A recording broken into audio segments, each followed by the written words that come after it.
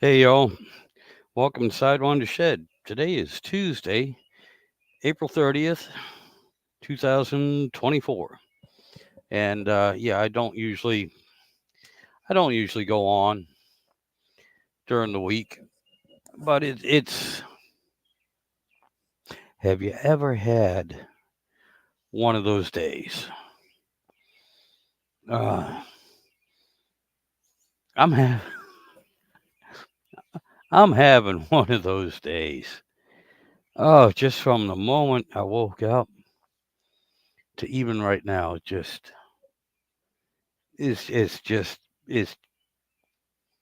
the world is against me today. It's just one of those days. And another note, normally you're on a school night. I don't drink. Uh, this is beer number two. I'll probably have another one, and that'll probably about do me in. But anyway, excuse me for a second, because I need a haircut too.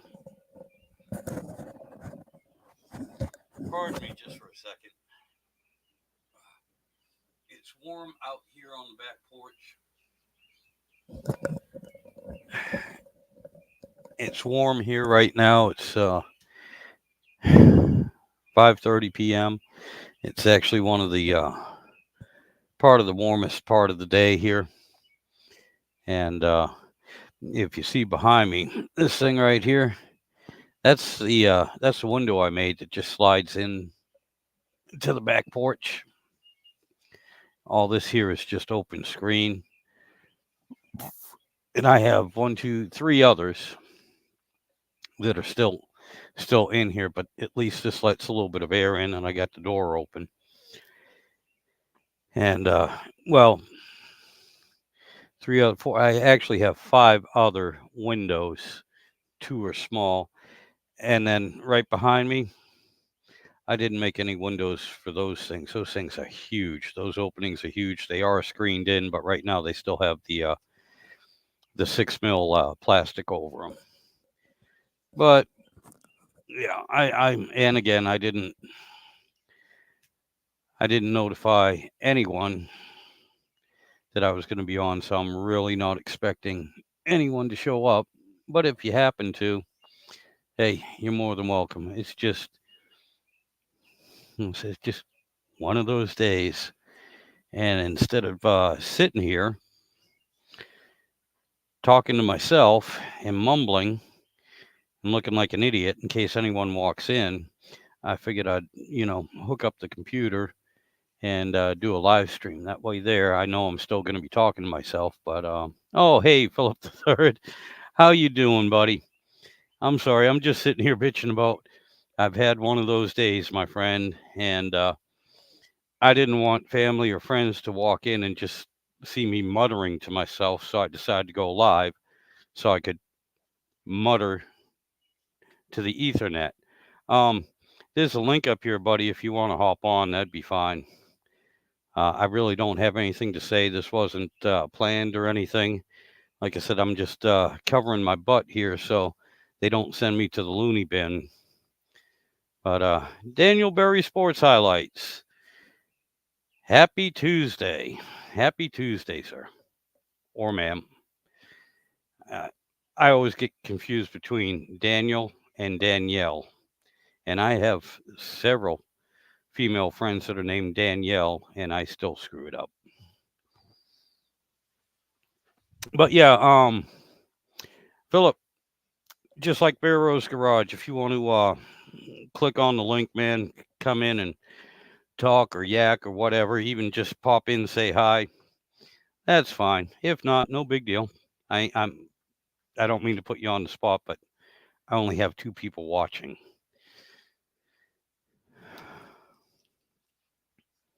And they're both gone now. That was quick. But anyway,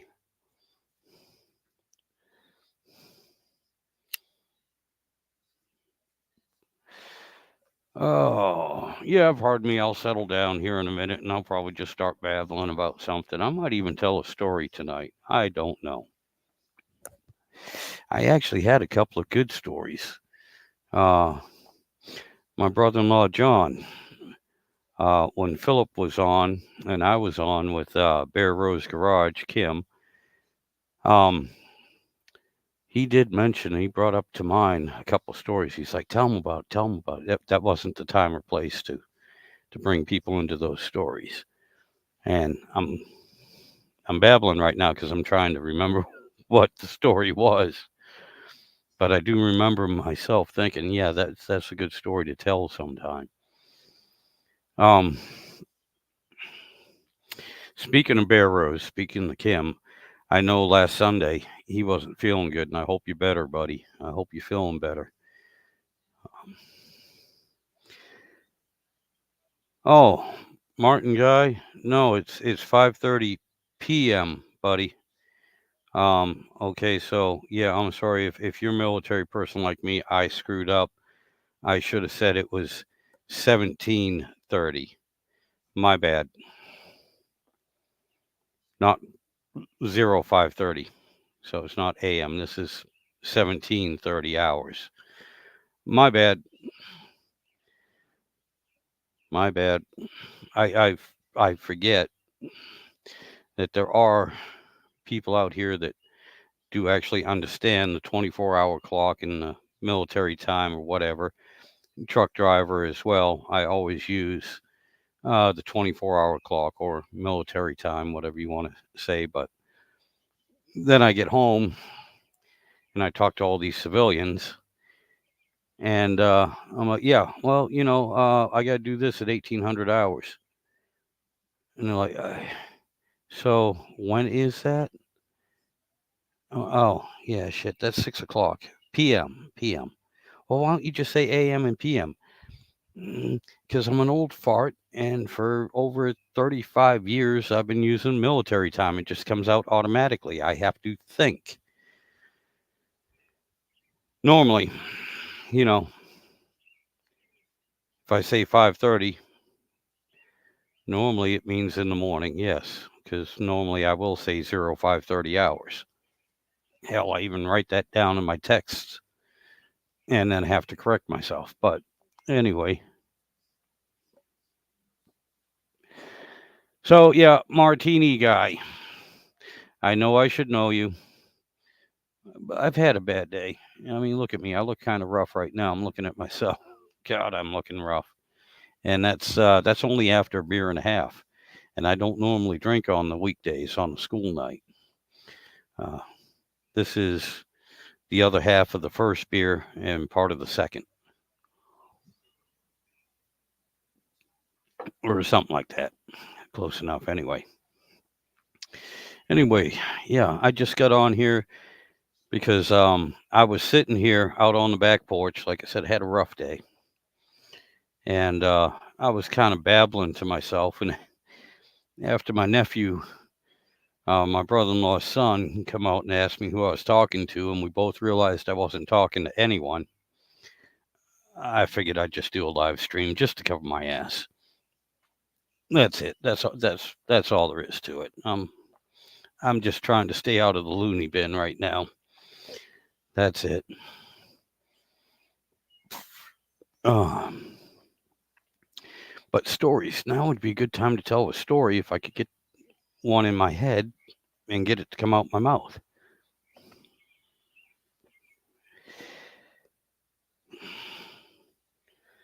We were talking about military.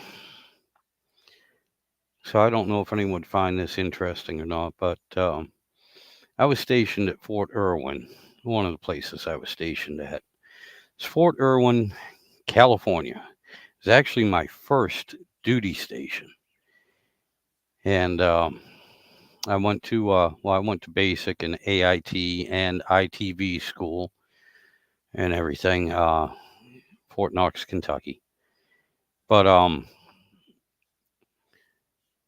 my first duty station was Fort Irwin, California, 40 miles outside of Barstow, and in the middle of the high Mojave Desert. And I've seen pictures of it recently. This is back in the 80s, so 40 years ago, and it's changed a lot. But when I was out there, it was still nothing but sand and rocks and hills and a lot of stuff. Yes, Martin Guy. Martin Guy. Yes, sorry, buddy. Martini Guy. This is live. Yes, sir. Oh, and Philip, no problem. No problem, my friend. Yeah, I'm just babbling. That's all. Like I said, if either one of you, Martini Guy, Philip, if you want to click on the starred link up there and hop on and yap or even pop in and say hi, that's fine. This is open. Um, I'm just kind of yakking. Um, like I said, I was stationed at Fort Irwin, and that was a heck of a place to be. Nearest town again was Barstow, California. Its claim to fame at the time was that it had the largest McDonald's. Oh, and here we go, in the United States at the time. Hey, Philip, how you doing, my friend? Hey, how's it going? It's Yeah, going. I have to apologize. Just as you was coming on the air and I signed on, my phone rang. It was kind of important. I had to take that call, so. Not a problem, But, buddy. This is not a scheduled live stream. This was a seat of the pants yeah, deal. Like I said, right. I was having a bad day, and I was sitting out on the back porch just Well, muttering to myself, and I didn't realize it. I didn't realize it until my nephew came out and asked me who I was talking to, and that's when I realized I was just talking to myself. So I right, figured to keep me out of the loony bin, I would do a live stream. At least this way here, even if there was nobody watching or talking to me, I could play it uh-huh. off as, yeah, I'm just doing a live stream. No, I'm not sitting here losing my friggin' mind and talking to myself. I'm doing a live stream. Right. You know, Hold on, let me putting the phone up here where I can see. All right. I'm trying so to feed my cats at the same time I'm talking to you. But yeah, oh, I I know got what you. you're saying. I've had days like that. I've had days like that. Yeah, and like I Today said, was I'm sorry, go ahead. I was gonna say, yeah, I don't normally imbibe on a school night. When I have to work the next morning. But like I said, it's been one of those Right. freaking days, my friend. It's just I've from been the without transportation here for a week. I haven't been able to get to the store to get a beer. oh my So God. yeah. So and I gotta change that. Today was I have been posting on my channel, what I do on a daily basis, that kind of stuff.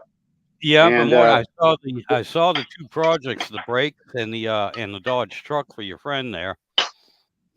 Chevy truck, Oh, Chevy truck. Yeah, I'm sorry, Chevy my truck. bad. And yeah, Mopar that's on the exactly mind. what happened. I parts were supposed to come in on that thing on Monday, according to the tracking. And Mm-hmm. of course, they screwed me. Yep. And then they finally show up right in the middle of a thunderstorm. And so I couldn't do anything about it today. So my last post was just that, a short little post showing how it's raining. And now that I've got the parts, I can't do nothing about it. Yep. So, and now it's dinner time. The kitty cats want something to eat. So that's what I'm right in the middle of. I'm trying to feed cats and get out here on the porch and chat with you a little bit. I got So you, hold on buddy. just a second. Not a Hold problem, on. sir. Take your time. Do what you got to do. If you haven't Yeah, noticed, when just I do a live stream, I have no problem talking to myself and talking to nobody else. So that's not a big deal. yeah, get out That's here and feed the kitties. It's finally stopped raining out here. The sun's actually starting to shine a little bit around, let you see. I see. Yeah. Now you're down in Florida, right? Yeah. Yeah, I'm in Yep. Virginia, so all that rain is going to be hitting us tonight and tomorrow, Yeah. and over the It, weekend too. We got another storm coming in over the weekend. right. Yeah, it was Yeah. a line of thunderstorms. What we're getting right now, or what just passed through, was that storm that was making all them tornadoes up through North Texas and Oklahoma and into the portions of Kansas and Missouri. It's that big long thunderstorm line that was, it was just making bad weather for everybody. Oh, And I it went gotcha. that line of storms went all the way from South Texas all the way up to Michigan. It was a line that just cut the whole country right in half. So that's a big storm. Yeah. You know, Yep. and I guess it's messed up a lot of people out that way too. A lot of tornadoes and stuff. I saw on the news where it just tore up a downtown area of some town, just tore the whole town up. That's a Oof. shame. I feel sorry for Yeah. those people. Yeah. So, Yeah. It's rough. That's rough. Mother Nature, though, what can you do? You know. well, you don't want to argue with Mhm. her. Oh no, no, no, no, no, not one bit, not one bit. It's like that old television commercial you may recall. It's not nice to fool Mother Nature Mother either. Nature. Yeah. I always loved that as a kid too, because you'd see at the end, you'd see the Yeah, storm clouds coming in, and you'd hear the thunder and the lightning and everything, yeah, and the yeah, smug individual that was sitting there going, yeah. "It's not And when I up." was a kid, I identified my mother with that You, because my mother I, was the I, same way. Boy, she'd I, bring a storm with her if she was pissed at you. I think You pretty much know? the people within our generation, close to it, pretty much did. Yeah, Yes, yeah. If you had a good mother, yes, you did. Yep. yeah, yeah. Yeah. Now, And you I know. tell you what, the old man, he was her backup. Now And the you'd the rather fun deal with mother than the old man because the old man would bring the boom down on you, boy. You you know? got that correct. Yeah, growing up like that. Now, my mom, by the time I came along, I'm the youngest out of 16, and I was a Uh late huh. in life baby. My folks were born in the early 1900s, in the 19 teens, and Right. but my mom was a spitting image of Mrs. Santa Claus. You know, Oh, she stood about 5 foot tall. She was about 5 feet wide. yeah. Same thing, and she had Yeah. the rosy cheeks, and she had a beautiful smile on her, even when she was beating the crap out of you. She, and she really was. She was such a wonderful person and everything. But yeah, you never wanted to Well, piss her off. my father was the type that he's the one that he really administer the punishments, if as it were. Oh But yeah. he never lost his temper with you. He gave you exactly what you deserved. He wouldn't lose What? his temper with you. You know. Yeah. The But way I'll tell my you what, folks, when he was done with you, you couldn't sit down for a week. now, of course, they had plenty of practice again, because I had eight Yeah, sisters and seven older yeah, brothers too, and yeah, so they had plenty of time to get their crap together. And yeah, I'll be honest, there was nothing I could do that would surprise them. You know, yeah. they Right, knew at this age I'm gonna get into this type of trouble. At this age, I'm gonna get into that type. They've already been through it, right. Yep, been but been there. been there, done that. Yep. But my Yep. mom, my mom was in charge of doling out the daily beatings. Okay, the what do you think you're doing? Smack against the head to get your attention. Yep. The pad on the bottom. If you, Yep. in certain stuff, but that was one daily beating. Now, if dad had to put hands on you, you really screwed up. And Oh yeah. my father hit me 3 times in my life. That was it. Each time, too. It wasn't the belt, wasn't anything. He was very good at the psychological deal. Hmm. He would make me go Yep. out in the backyard and get my own switch. I always had a pocket knife. Right. From the time I was Right. 5 years old, I had a pocket knife. And that thing was sharp too. He used to sharpen it for me until he taught me how to do it. Okay, without, losing a digit. I still have all 10 of my fingers, Yeah. and they're all still full length. Yeah. My dad was missing half his finger. That's why he waited till I was about 10 before he allowed me to sharpen my own knife. But Right. oh yeah, he would send, and he did it with all the boys. Send Hmm. you out to get your own switch. and cut it down. And you better get a good one too, because you bring one back, he'd hit you with it and tell you it wasn't any good. And they had one rule: three hits, no more, no less.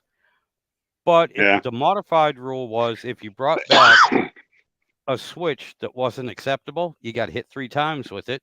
Then you went back to get another switch, Right. and that could get my brother. My God, my brother Jeff was not the brightest star in the night sky. He went through six switches before he learned. Well, if I get a good one, it's only three smacks instead Yeah. of 18. Right. You know, but hey, that was back in the day, and there was no My, animosity. And yeah. as Yeah. I grew up and had kids of my own, I truly realized the reasoning behind that three smacks, no more, no less. Because there's been a few times my own kids, I'm just like, if I hit you now, I'm going to jail, you're going to the hospital, and this is not a good thing. Yeah. I need to Right. calm down. And I did that with one of my stepsons. Okay. Um, my first wife, she had three kids when I married her. And my stepson, who's in the military now, he loves me to death too. But I did that to him when he had burnt down the neighbor's garage playing with Oh God. matches. Okay. And it just the embarrassment, the fact that I had to help the guy build a new garage. And I'll give him credit, my stepson was right there with me, working with me. He learned his lesson that way too. But I'll be honest with you, I was so upset I could not put hands on him at that time because I wouldn't have been able to control myself. You know what I'm saying? Hmm. So yeah, we went through that whole deal. It was about 2 hours later when I went and I sent him out to the backyard to get a switch. And it was three hits, no more, no less. And you know what? By the time I got to smack him, I also understand the other saying. It hurt me more than it hurt him. Yeah. Now, my ass was Yeah. not burning, but emotionally, it hurt me more than it hurt that child. Boy, my father never said that. You know, he, Oh, he just th- he just whooped you and then it was done and it was over. Now go to bed. you know, oh he, yeah, no, no, trust me, I it can wasn't tell until it didn't upset my father one bit to give you a whooping. But it here's how it wasn't went in in, our house. My okay. father had just this paint stirring paddle. But it was a pretty thick paint stirring paddle, and that's what he used. Yep. But here's where the intimidation factor came in. He called it the board, Oh, you know, yep. and he make you go and get it.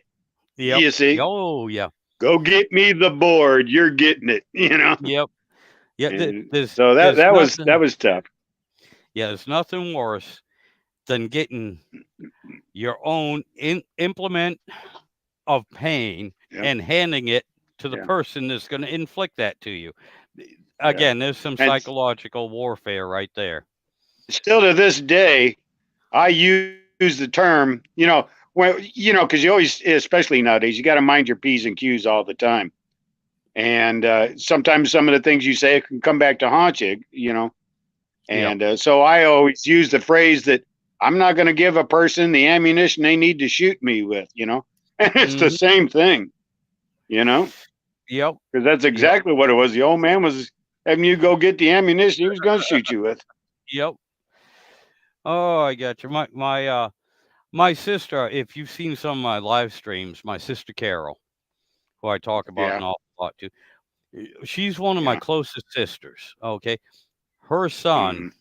is only her oldest son is only 3 years younger than me. And when my mom and my dad were working, both working the same shift and everything, I spent a lot of time at her house, even before my nephew was born, and then afterwards too. And so, I got real close to my sister Carol. Um, she was somebody that I could always go to and everything. With that being Hmm. said, too, she used to have one of the you remember those old plastic 1970s uh, iced tea pitchers, they Yeah. orange with a green top and everything. Those Yeah. Like Tupperware kind of stuff. right. Tupperware was popular then. Yeah, she had one of those, and I swear to God, how many wooden spoons you can fit into one of those, she had them, because it was packed full. As a matter of fact, it was packed full so tight that sometimes she'd pull one out and 2 or 3 would come out behind it. Right. That's what she used on me and her son, when we misbehaved. And, the funny thing is, she would separate us, okay? And, she'd smack her son, okay? If she came out of the bedroom and that spoon was broken, I was scot-free. He was She done. took out Yep, she took out all her rage on my nephew. Well, if she came out and that thing was still in one piece, she was gonna break it on my butt. Yeah. Yeah. But, that was back in the day, and that's when they used to, everyone used to say, "Well, spare the rod and spoil the child." Yeah. So in other words, yeah, Uh, corporal punishment was a daily activity. my grandfather, my mother's father, he always said that he never had to whoop a child ever in his life except me.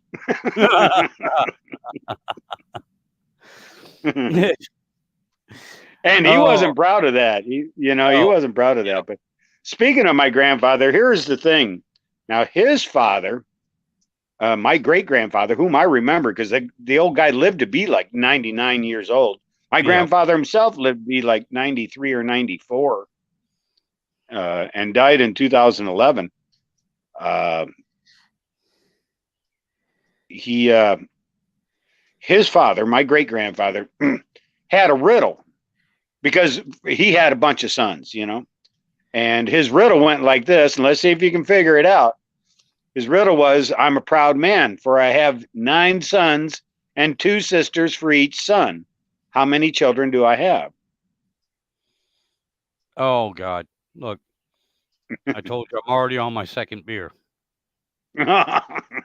Okay, well, the answer is that there were 11 children.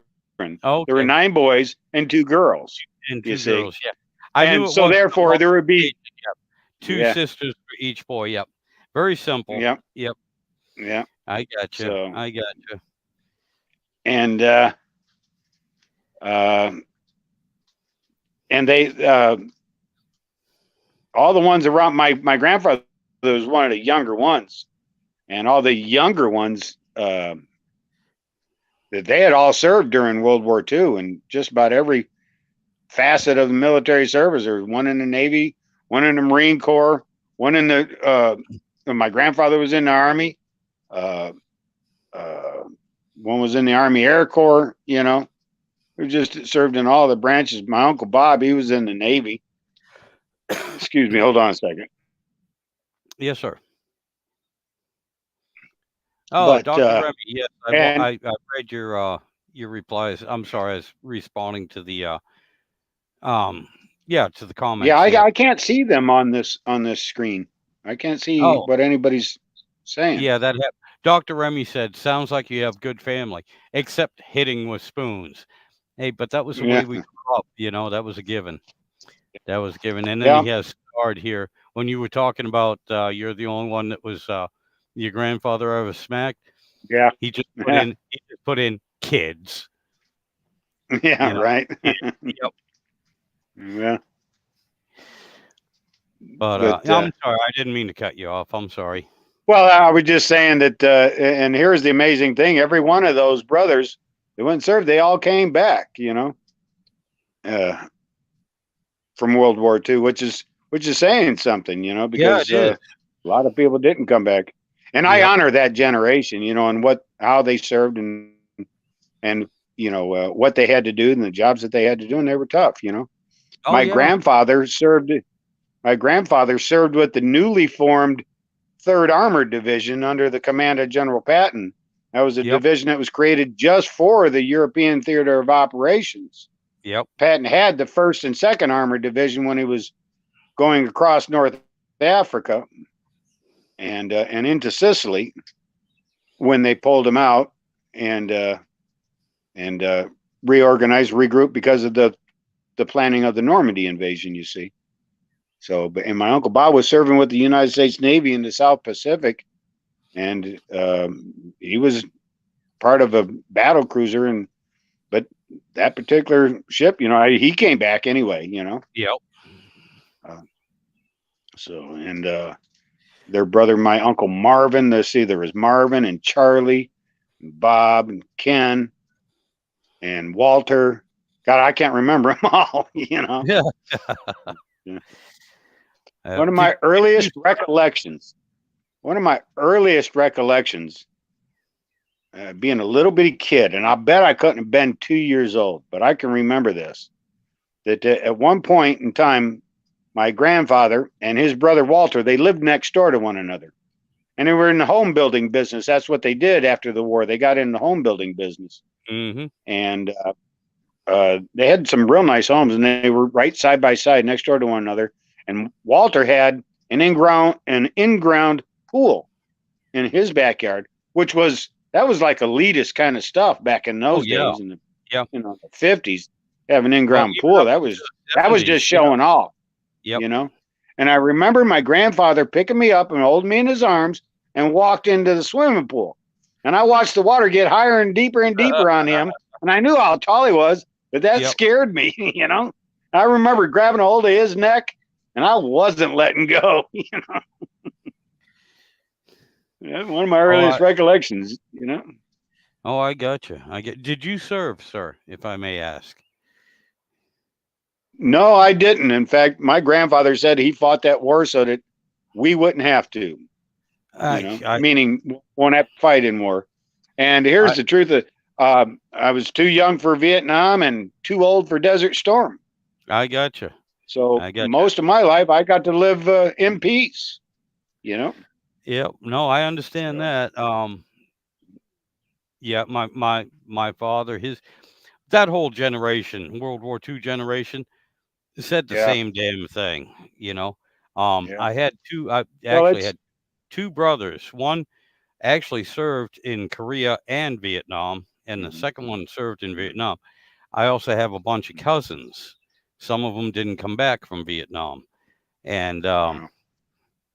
you know, Yeah. and then of course my dumbass, I went ahead and joined the military myself, joined the army. Mhm.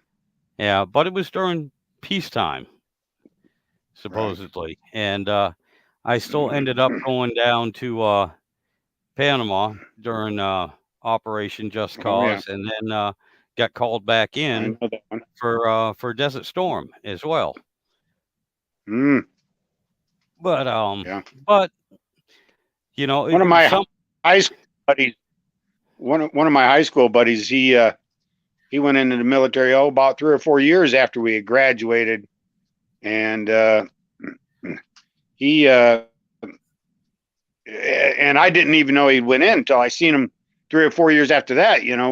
I'm now 27 years old, and I run into the guy. And I, hey, what you been up to? I haven't seen you around. He told me he was in the military, and what they did with him was right out of basic training, they sent him straight over to the DMZ in Korea, oh yeah, and yeah, he that was spent common. nearly his whole time, whatever, 18 months doing that. Oh yeah, that was really common. Even when I So, first went in the 80s, that was all common, mhm, very common, yep. very common for And for your first duty station. That was real common. I had another friend of mine. He wanted to go into the airborne, 82nd Airborne, because his grandfather had served in the 82nd during World War II. You know, Yeah, I and served. I I served knew his the grandfather. 82nd. So his grandfather was another one that survived that war.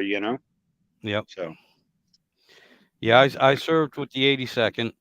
I also served with the did you? 101st. Yep. And Oh yeah, now, don't mistake me here. A lot of people get confused. I am not a ranger, but I did yeah, serve yeah. with the 2nd Battalion, 75th Ranger Regiment, and that was during Operation Just Cause. I was Uh-huh. TDY with them, but I was actually part of the 82nd at the time. I just happened to Right. be loaned Right. to the Yep. Rangers, but I am not a Ranger, so I want to make that clear. I served with them, Mm. and that was an outstanding unit. Complete and total professionals and extremely hardcore individuals. Um, Let me tell you this story real quick. I'm down here in Northwest Florida, and there's a town right down here along the coast. I'm not going to mention the name of the town, but I was over there at this guy's house doing some work. He's having a kitchen remodeling, and I was in there laying down the flooring for it, right? And got talking with the old guy, and he was telling me that he was part of this group, and you may remember this because I certainly do. The back during the Iran hostage situation back during Jimmy Carter's administration. yes, sir. And if Yep. you remember a rescue attempt that was a debacle and the helicopter Mm, crashed and people lost their lives, you remember that incident? yes, sir. Yes, sir. I do. Well, he was supposed to be part of a group that was going in to do that, and it was at the last minute some general decided he didn't want this guy's group going in. He wanted his men going in, and Yep. his men are the one that got killed. Screwed up. Yep. Yep. Yeah. That was that. Pardon me. I'm gonna step away for a second, but I'm keeping the headphones on. I'm Yeah. going to That do the was. same thing. I'm going to myself a cigarette. Oh, there you go. Yeah. That was. That really was a huge debacle, Yeah, and there was no need I for it. remember it. The original plan and everything that they had come up with would have worked fine, would have worked great, and the people that were training for it would have been fine. But like you said, there were some last minute changes due to Yeah, someone's there was. ego. Yeah, exactly. Someone's ego and pride. Yep. He didn't want to. Some general didn't want his men to be upstaged by some other group, and Yep. that's what caused the failure. And you know what? Especially during Desert Storm, I will give General Schwarzkopf a whole lot of credit for the Yeah, simple I liked fact old Storm and Norman. yeah, he wanted a whole bunch of different units down there, especially at the beginning, and especially when we went from Desert Shield to Desert Storm. Right. But he took under advisement, and because this is what makes a good military leader, he put his pride aside and let other units, especially other Yeah. arms, Marines especially, uh, Uh-huh. take charge because they were better equipped and better trained and had a Right. better attitude uh, Yeah. Whoops. Hold on. I to do lost you. it. Hold on. I lost you. Okay, yeah, I see you jumping around here, but I'm trying to come back now. I got Bear you. I with can me hear just you. I okay. can And hear now I'm you back. fine. There you go. There you go. But yeah, I don't know what happened. I must have touched something. These damn touch screens are touchy, you know? oh yeah, I hear you. Yeah. But yeah, I have a lot of respect for that man because he did what was right instead of Yeah. what he wanted to do with the people he wanted to do. Is he He still put around? Because I haven't heard any word to the contrary. I know he just retired from the military, and he hasn't taken on any political positions. no, I would just imagine he's out on the golf links somewhere. Do I you really know if he's don't still know. around? I have no idea. Mm. I really don't know. Um, it's a terrible thing. As much as I talk about my military experiences and everything and throw them out there, I really haven't kept up with it. Yeah. I really, and it's funny because I have a brother. I'm in Virginia, and one of my brothers who retired from the military uh, Uh-huh. actually works at the Pentagon right now. that was Right. once he retired from the military, he slipped right into the Pentagon, and he keeps up with Mm, all this stuff. And um, I don't know. Sometimes I feel like you know the boss, Bruce Springsteen, glory days. I don't want to know anything about yeah. what's going on now. I just talk about the Yeah. past. Yeah. You know, Mm, but yeah, it's a shame. I have two friends. And I haven't seen them in years. Matter of fact, one I haven't seen in almost personally haven't seen him in almost 30 years. Two army buddies, but I talk to them all the time. And my wife actually tracked one of them down online about 15 years ago, and I hooked up with them. We went camping. I hooked up with. It was just like we'd been gone on leave for 2 weeks. Even though he had a wife and three friggin' right. kids now, we Yeah. we weren't teenagers Caught anymore. right up. But yeah, Yeah. and it was, and we just walked into it, and it's the overall feeling. It's kind of like, Yeah. yeah, I ain't seen you in like 2 weeks. Yeah, buddy, it's been Yeah. almost Yeah. 20 friggin' years. It ain't been two Yeah. weeks. It's been 20 years. But we'd just been through so much stuff Yeah. together that we just Yeah. boom immediately clicked. Again, it was like, just catch me up real quick. It should only take about 10 minutes, and I'll Yeah. I'll find out what you've been up to because. Yeah. But yeah, it was hard to remember that it'd been almost 20 years since we seen each other.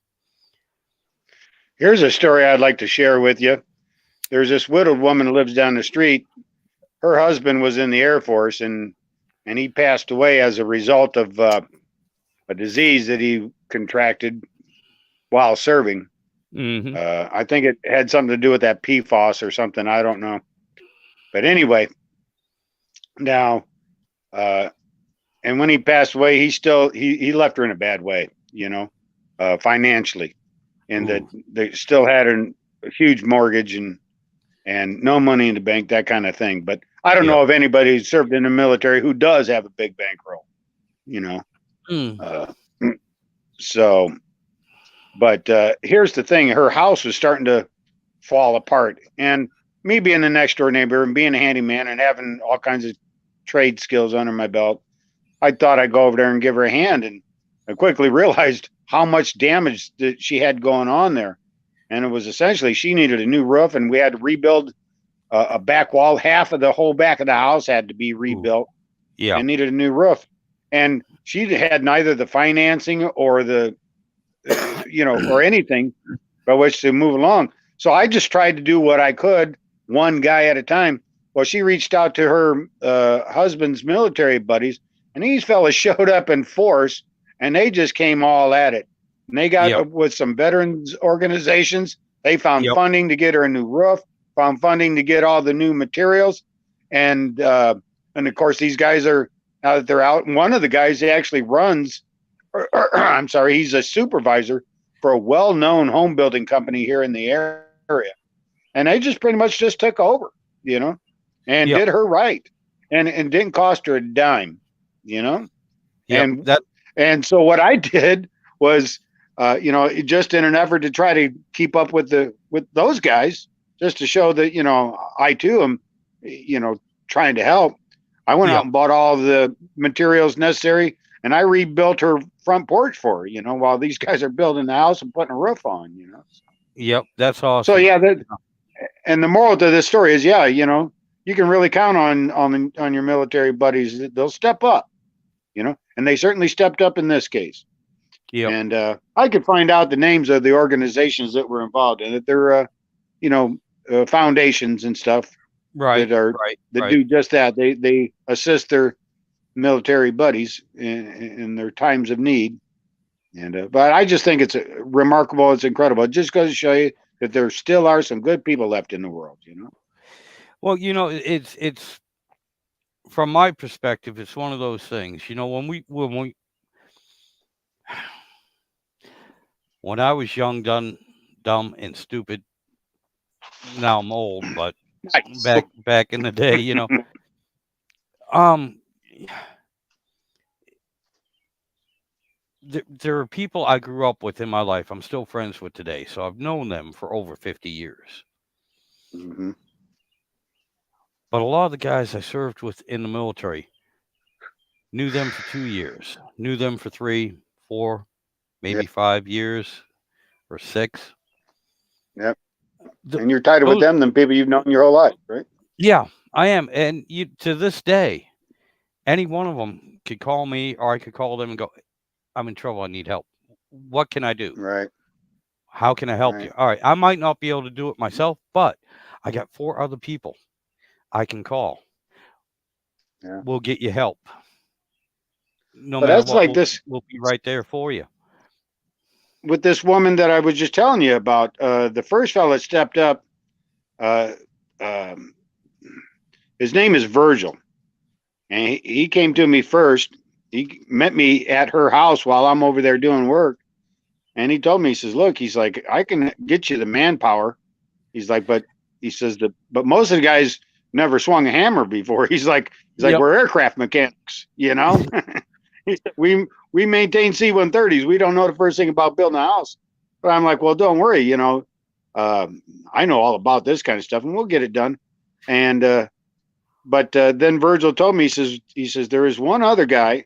He says that he's in the home building business, and he says that I can probably get a hold of him and see if he'll help. And that's the guy I was telling you about. That Yep. he's the one that actually took over the job and got things done. He made contacts with roofers and everything. In fact, none of the guys that were part of the military group actually worked on the roof. That was one of their other military buddies owns a roofing company, and he sent his laborers over and put all that up. They bought all the materials and everything. Oh, yeah. Fantastic. Well, It's just fantastic. it is because, I mean, like I said, we're saying, I was telling you, those guys, we all knew each other for just a short time, but it was such Yeah. an intense Yeah. relationship. The Yeah. guys I grew up with and I've known all my life, they might say, "Yeah, I'd give my life for you. I'd protect." I don't know. They were never tried. They were never tested. Yeah. The Yeah. guys I served with were. They have Yeah. been tried. They have been tested, and both ways, Right. not just them towards me, but me towards them. Yeah. And it's unreal the bond you can create. Well, I can Because liken that to uh, because I had brothers. Now your oh friends yeah, are friends, but here's the thing: at the end of the day, everybody goes home. You're not spending 24/7 with them like you would with your brothers or yep, your brothers in arms.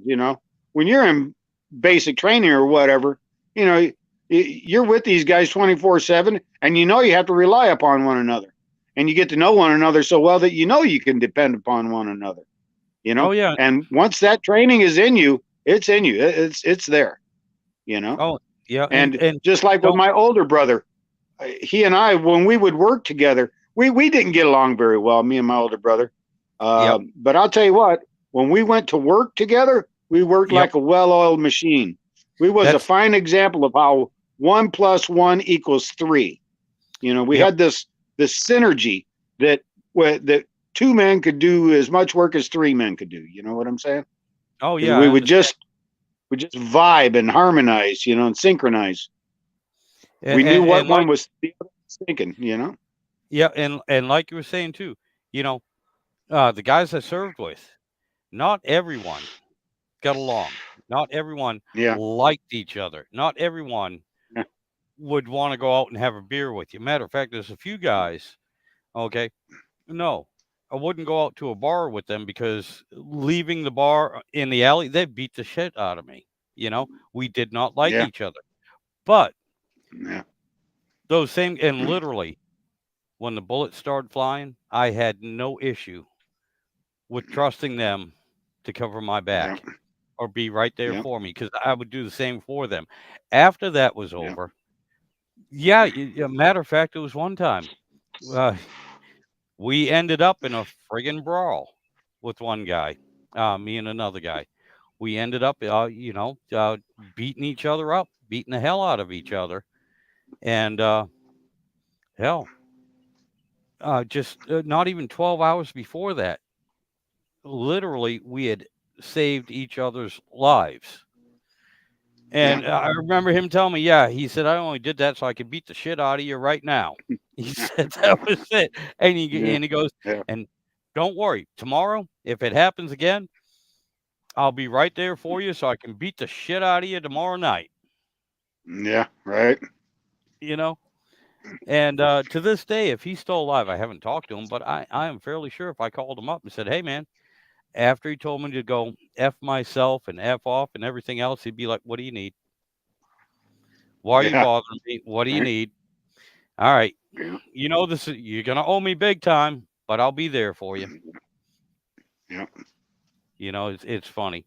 Now, change the subject a little bit. You wanted to talk about warbirds and everything. I mean, last time we were talking about Yeah. aircraft and stuff like that with Kim. What's your Yeah. interest and what do you know? What do you want to know? Well. First of all, uh, I'm just no gearhead and a hot rodder, and for me, uh, who's got the baddest hot rod on the planet, and that's the Yep. United States Air Force. You know, so and with that being said, I mean, I had learned of the Pensacola Naval Air Museum long before I ever moved down here. Right. Hold on, and so when I got an opportunity to come down this way, that's the first thing I wanted to do was go to the Naval Air Museum just to check it out. And that's what that conversation was really all about is encouraging people that if you ever get a chance, you got to go because Oh it's yeah. better than the Smithsonian is in Washington, D.C., you know. Well, with And the that being cool part about it is that they have all these aircraft, and especially all the early piston-driven aircraft. They have all the aircraft, in fact, but it's the early piston-driven ones that are my interest. And that when they have a static display of an aircraft, they have sitting on a engine stand right next to it the same exact engine that is in the aircraft, oh my and they God, have yes. it in cutaway section so Yep. that you can see how the engine works. And I found it amazing that there was one particular airplane that the engine that was in it, the display sitting next to it, was an all aluminum V8 engine with overhead cams on it, and this engine was inside of a biplane. Oh yeah. That's how old it was. Oh yeah. Well, So it believe, and it just believe it or amazed me. not, a lot of the old biplanes um, used to use a V type engine and water cooled, Yeah, liquid cooled at the yeah, same time instead of yeah, yeah, air cooled and everything. yeah, And most of the engines were all aluminum. Matter of fact, the Germans though yeah, had a diesel powered aircraft engine. yeah. Believe it or not, that was I I've never believe that. seen one. I've heard about them. I've read about them. And Here's I think the most fascinating engine that I saw that was at the museum, but I don't think was actually an American aircraft. I think it was in the museum because of its unique design. It was a French aircraft and a French engine that was in the radial design. It looked like a radial engine, but it and the wasn't the outside, pistons that yeah, the whole engine block rotated. The crankshaft stood still. It was the whole block would rotate, you see. yeah, And with it being air cooled cylinders with the fins on it, that's how they kept the engine cool. The essentially the crankshaft stayed stationary and the block rotated. yep. Matter of fact, when I was going to school, now I have my A&P license, and one Mm-hmm. of the things when I went to school, uh, I actually rebuilt one of those engines. Oh yeah, Yeah, it was to be honest with you, to this day, it warps my mind how the whole engine block moves and the crank and the pistons are stationary. yeah, yeah, Trying to wrap your head around that. But yeah, yeah, we had it. We it was a class project, and we rebuilt that engine and we put it on the run stand. It was a working engine. we had that thing Hmm. going. And my God, I found out a couple years later because we did everything right. The school actually sold that engine and they put it in. Oh, yeah, it wasn't the Sopwith Camel, but it was of that era, World War I. Yeah. Right. And you're right, it was a French biplane Yeah, it that was a they French airplane. Yeah. yeah, that they Yeah. they they put it in. But Yeah. I guess and the I guy that came up with that engine design after World War One, which is what caused spurred on that kind of technology, that the guy actually used that engine in a car and oh, didn't produce too many of them. But rather than the engine being in the vertical, he put it in the horizontal, so it okay. spun around like a record player. You Okay. see, Oh, no and it kidding. was a lot smaller engine than the aircraft engine. It was smaller version. I think it was only 5 cylinders too. Yeah. But Yeah. Well, yeah, it, it I just find all of that fascinating, oh my God. And Well, I was going to ask you, go have ahead. you ever worked on Harley engines? Harley Davidson engines? Yeah, a couple of them. I Uh, study them more than anything. I don't really work on them, but I know of all the old panheads and flatheads and early shovels and the knuckles and the late shovels and the Evos. I know all the engines. my first job when I was in well, my first real automotive related job when I was in high school, and I went to a technical school and I went to automotive shop. And my first job was working at a Harley shop. Okay, customized. We Right. basically put in stroker kits. We did everything, and Hmm. it wasn't just a regular dealership with regular maintenance. This was actually we had a machine shop and everything. And so in my early teens and everything, right up to high school when I graduated, I worked on Harleys. I learned a lot about them, and then years later when I got out of the service and I decided to go for my A&P license. Um, Two things about the aircraft engines. They are so similar, so very similar to a Harley Davidson engine Yeah. and a Volkswagen engine. Yeah. If you want to go to the opposed, the box type engines like a Yeah. VW. Boxer engines. Right. Yep, Right. very, very, very, very similar. The Lincoln, oh, I'm sorry, Lycoming engines are very, very similar to a Volkswagen engine. They're a little bit Well, more. you mentioned that. I know this that see when the Wright brothers first created the aircraft, their biggest competitor was a guy by the last name of Curtis, Yeah. and he was a motorcycle guy. Yep. Yep. And Yep. yeah, for the longest time there was a lot of, and in fact, Curtis is one that defeated the Wright brothers and ended up taking over their company eventually, and it was later known as Curtis Wright Right. Aircraft. Yep. You know, Exactly. but yeah, he was like I said, he was a motorcycle guy, and there was plenty of times when he was using motorcycle engines for aircraft and vice versa. Oh You yeah. know, and Yeah. yeah, one of the collector's items now is to have a Curtis motorcycle engine or a Curtis bike if you can Yep. get it.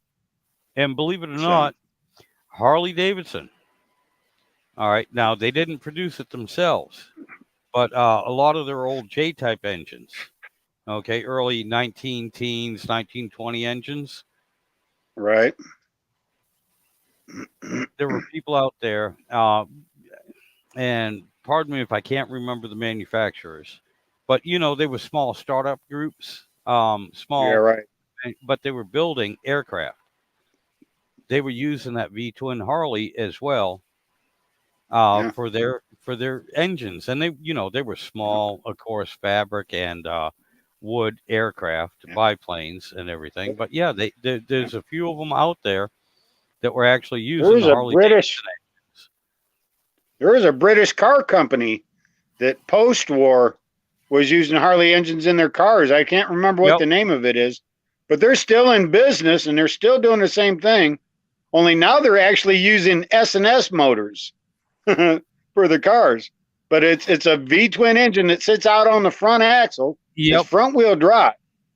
You know, I can't remember the name of the car now. The name escapes me, but yeah, it was popular post war, and then they went away for many years, and now there's like a revival. You know, Right. Well, that's because of you got old that parts particular like car. So us they that make like. brand new ones now, Yeah. Well, I mean, that's and because you have they look. old parts like us that like that Yeah, old stuff, and we're sitting here talking yeah, about it and think it's just cool as yeah, shit. And so yeah. there's a I think it demand, is. Yeah, yeah, exactly. and that They that got is guys that cool. can remember that, and they're old enough, and they got enough money now they can afford it. You know, There you go. Well, I mean, some do. I don't, but yeah, some do. every guy of yeah, every guy of my generation, they couldn't afford a brand new Camaro or a Trans Am, but they Yep. got it when they was but they got that 69 Camaro or their 73 Trans Am when they was 45 when they could finally afford it, you Yep. know. I had one. I had a 73 Trans Am. I had the 455 HO Trans Am. Oh God. Well, growing up, my dad was always a Ford man. Okay, so Yeah. I was always Ford, and My dad was the Oldsmobile guy. You know, he was an I, Oldsmobile man, you I got you. know. But when I was in the service, when I was out in California, now being from Massachusetts, going out to California, the difference in the cars and the shape they're in, Yeah. totally different. I mean, oh, I'm outside of the Rust Belt now because I'm out in the high Mojave Desert. There might not be any paint left on anything, but there's no rot, there's no rust because if it rains, the car will it looks like a chia pet. It'll get Yeah. rust on it for 3 days, then the sand and the wind takes it off. Now, you cannot see out any piece of glass in that vehicle because it's all been sandblasted. Right. And I'm saying that because I bought a 1971 Mustang Mach 1. Uh-huh. Okay. Now, everyone argues with me about this, but it had 60,000 miles on the odometer. I paid Mhm. $1,800 for it, and it had a Boss 429 engine in it. Now, they said, everyone tells me that was not an option. Yeah. I All I can tell you is that's what it had in it was a Boss 429. Well, something tells me that uh, because there was a lot of skunk works kind of things going on, especially with NASCAR guys. You Yep. know, there Ford would produce Ford, GM, Chrysler. They'd all do it. They give to these race teams stuff that they do not make. You know, and it'd be factory built kind of stuff. You know, Yeah, so no, it wouldn't surprise me. But there's going to be a lot more history to that. For if it's a car that exists that's not supposed to exist, that means it belonged to probably somebody famous, like I don't know, Cale Yarborough or somebody. You know. well, here was the thing: the numbers matched, so I know it Mm-hmm. wasn't an engine swap because Well, and that would even back then probably, when I bought it, people were yeah. telling no, they didn't have that option. It didn't come that way. No, it Well, didn't. And I was like, well, look, the numbers friggin' match. That's all I can tell you. well, the reason I think that would be why they would match is because one of NASCAR's rules. First of all, Yeah, it was supposed to be stock car racing. These had to be right. stock cars. Now they're not anymore, but back in the day, that was part of the damn rules. Yeah, and I think you had to And make yeah, at least 2,000 of them or you had to something have for a that numbers year. matching car. Yeah, And that's why you had so many of the automobile manufacturers involved in that because of the rules. The rules said that they had to be stock cars. They had to be produced. And then later on, NASCAR then redefined what they considered a stock car. And that was because they was cracking down on all these factory built race cars. yep, Because there was a lot of whiners out there that were complaining that the rich guys, the high money teams, had an unfair advantage over the low money teams, you know, yep, because they had the money and the power and the clout to get the manufacturers to build them custom cars, call them stock cars, you know. And so later on, NASCAR started cracking down on that, and they said that well, we're going to change how we define what a stock car is, and that it has to be a car that is a stock available car that you can either order or find at a dealership, but it has to be of a model that they produce at least 50 cars of, you know. Yeah. And and then later on it changed and went from 50 to 100 to 150, you know, that kind of thing. But that was just it. Guys like Richard Petty, he'd get all 50 factory built cars, you know. Oh yeah. They give them all Yeah. 50 and call it a Yeah. stock car, you know. And you know what? It didn't help at all because there's nothing stock about a stock car now. Mm-hmm. Uh Custom Yeah. frame, Yeah. Nowadays, yeah, now custom it's just suspension. lost all meaning.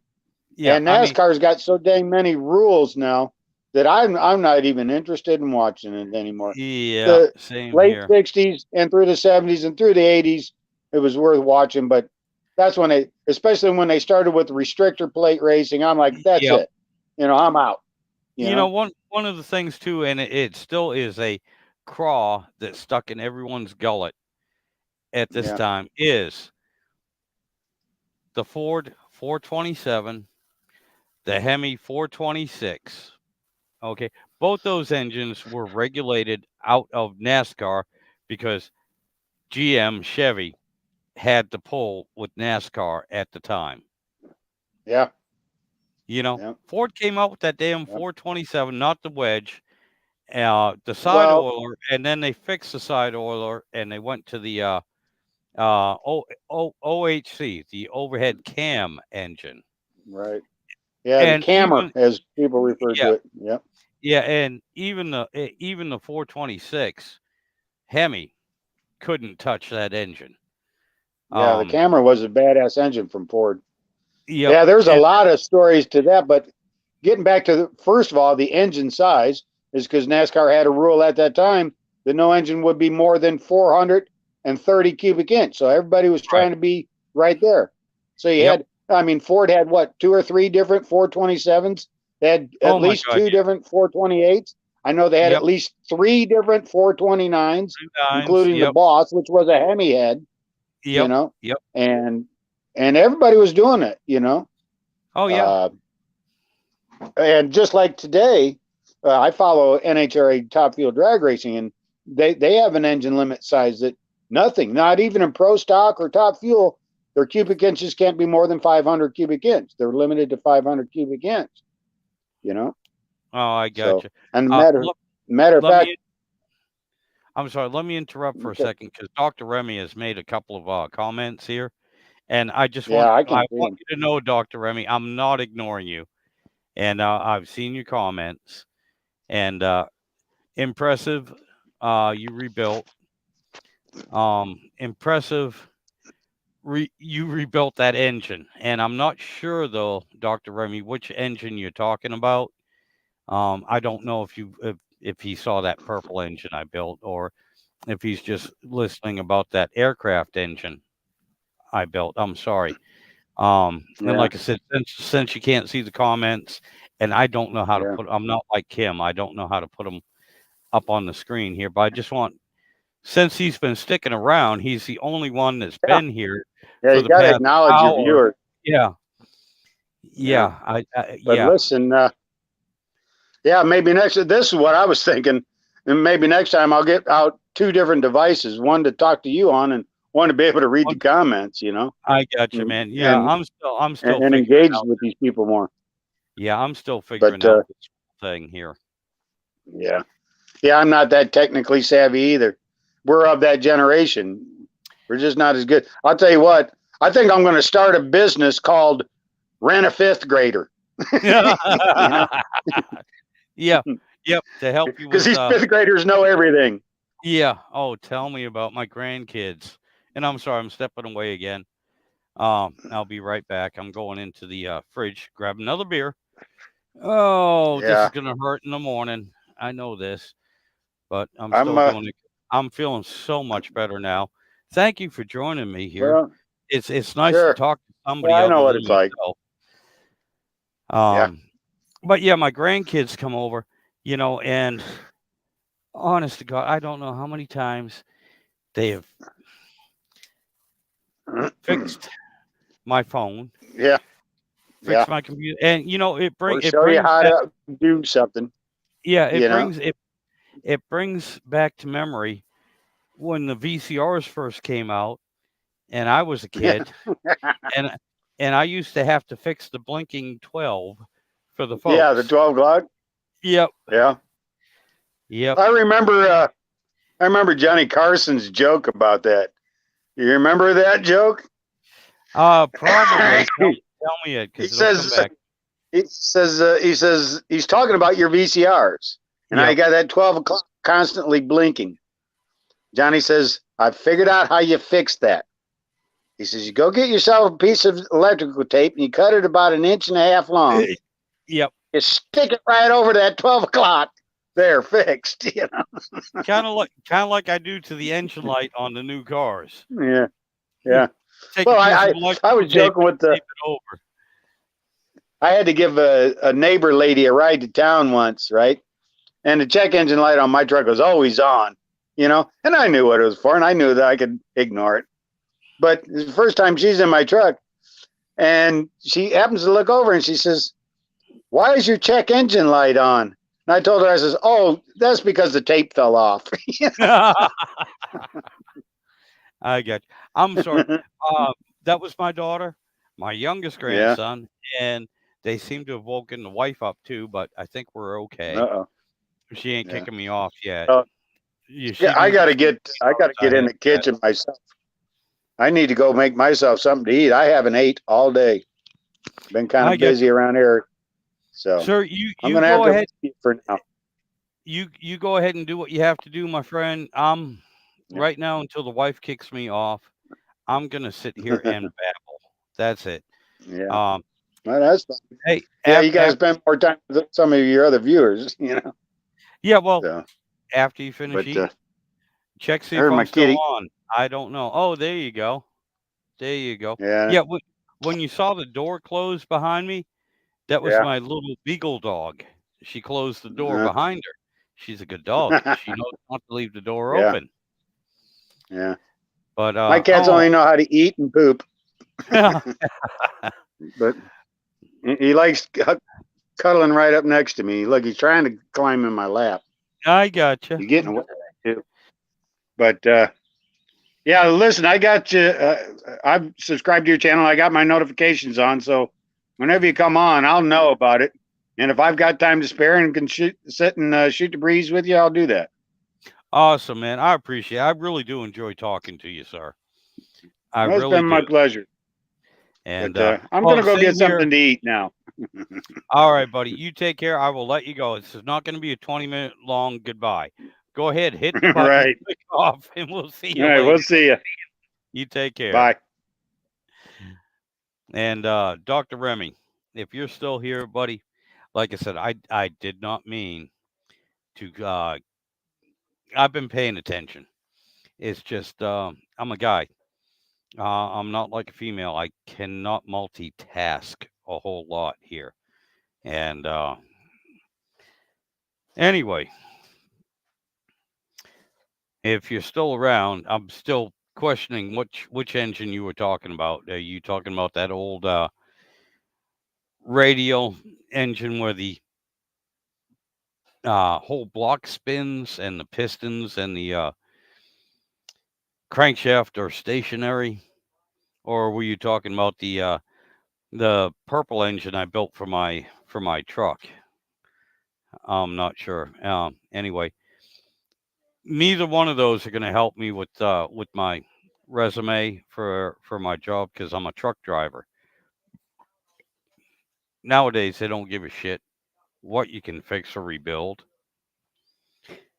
Hell, they don't even care if you can drive a manual transmission because everything is friggin' automatic. That was one of my. Oh, okay. Still in the kitchen. All right. Well, Philip, I'm still just yammering away here. And again, talking about my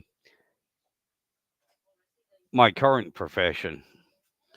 Um, back in the day when I started driving the truck, there were a lot of people that wanted to be truck drivers and everything until they got in the truck and they couldn't shift the gears because they're not synchronized gears.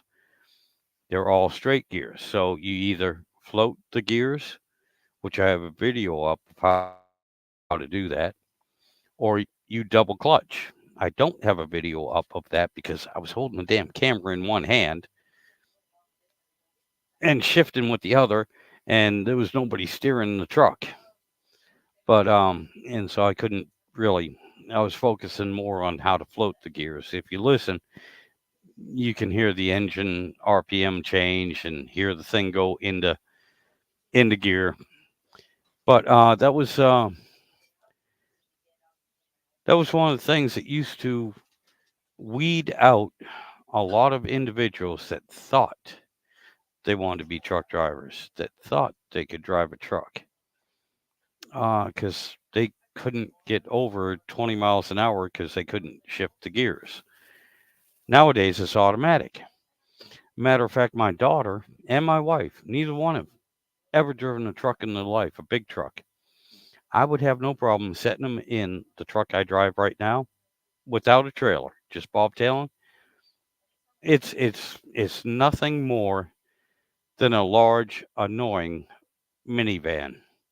And when I say annoying, it's because it has sensors. If you cross a line, it beeps at you. If you take a right hand turn or a left hand turn without putting your directional on, it beeps at you.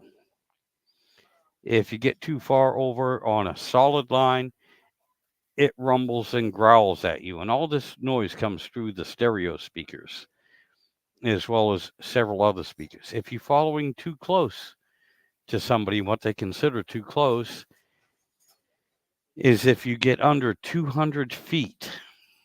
If you're closer than 200 feet at certain speeds, it depends, but at highway speed, 60 miles an hour, if you're closer than 200 feet to the vehicle in front of you, it sends out a beep and a warning.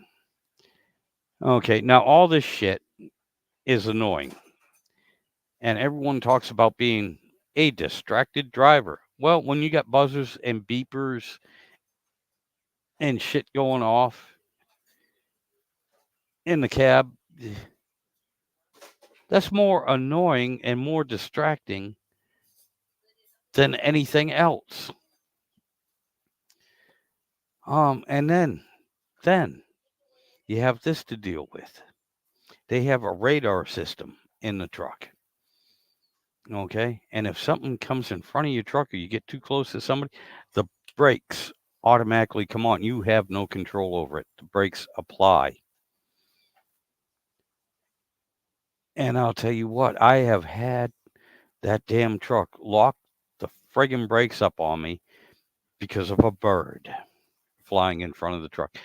Matter of fact, on one of my videos where you see me in an arm cast because somebody shut their tailgate when my hand was there,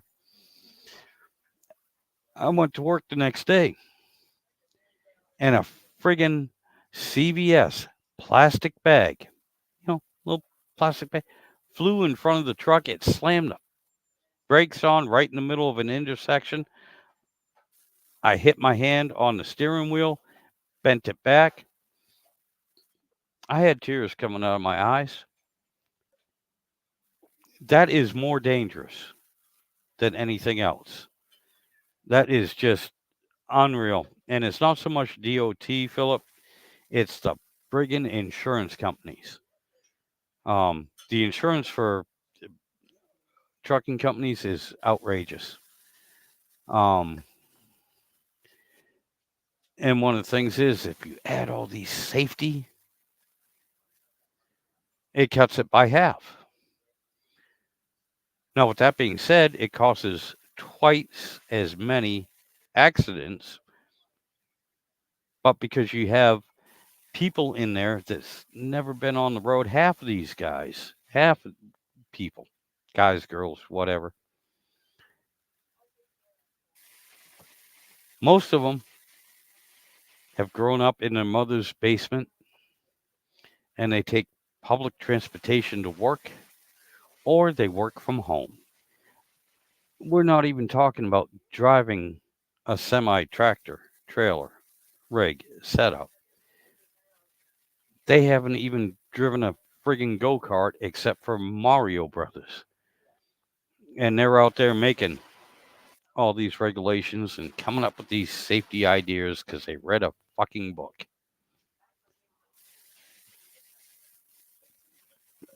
Oh, again, that's one of the reasons why I had a bad day today. Um, Friggin' truck. The big truck, not my Dodge. My Dodge is a good girl. She's old, but she's a good girl. Kind of like my wife. She's old, but she's a good girl. And she takes care of me. The truck at work is a friggin' bitch. Don't like it. Don't care for it. Give you an example here. With the computer and everything that's all computer operated, very simple analog system. The brake lights were sticking on. No big deal. Brakes aren't on. Nothing happens. Everything should work fine. Nope. Nope. With this truck, because the little actuator, and it still has the analog actuator, little pin, you know, push the brake pedal in and the little pin moves and it sends a signal. Hi, Perseus, my grandson. Hi, buddy. Hi. Yes, I'm yakking.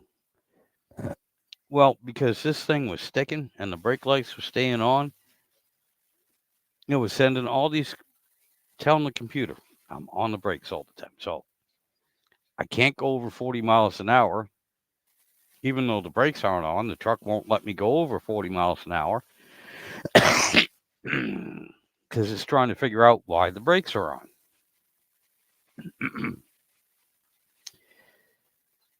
I've got all these buzzers going off in the truck and a collision warning light going on, and there's no reason for it. There's nothing around.